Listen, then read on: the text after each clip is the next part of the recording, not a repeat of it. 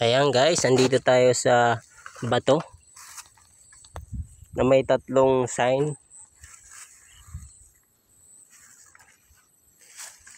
Sabi ng mga treasure hunting, ito daw yung mga patalandaan na mayroong ginto sa anito. Parang ginuhit siya. Ayan guys, mayroon siyang andito parang ginuhitan. Tsaka may rong andito guhit rin. At tsaka may dots dito.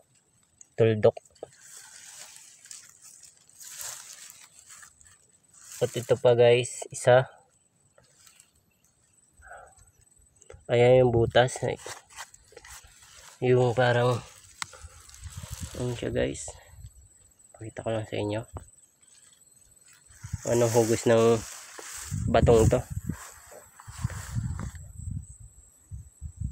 Ayan po yung hugis ng bato.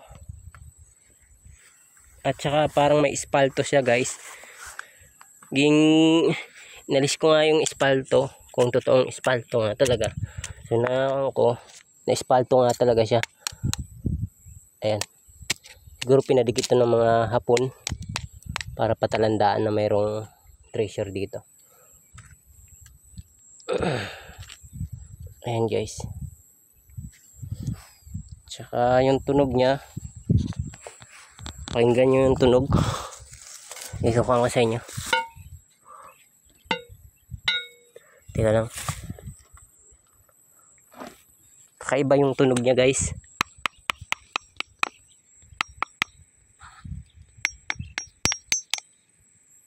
Tingnan. Kaysa dito. Ito solid, dito parang may butas siya. Iba yung tunog niya eh.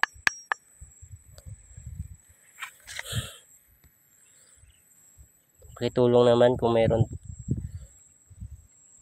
kung sinong marunong mag anyan treasure. Ito mayroon siyang butas, tsaka punta dito, tsaka may dots siya dito guys. Dots punta dito, parang ginuhitan niya talaga siya. Ayan dito, siguro ito yung daanan niya. Tsaka may butas dito guys. Ito butas, tsaka meron din dito guys guhit. May guhit rin dito guys. Hanggang dito yung ano niya. At saka ito yung nagtataka ako guys kung bakit mayroong andito. Meron siyang simento sa loob, parang simento. Biniya ko to kasi nga tinignan ko kung mayroong ano nga talaga laman. Pagtingin ko sa loob, wala naman laman.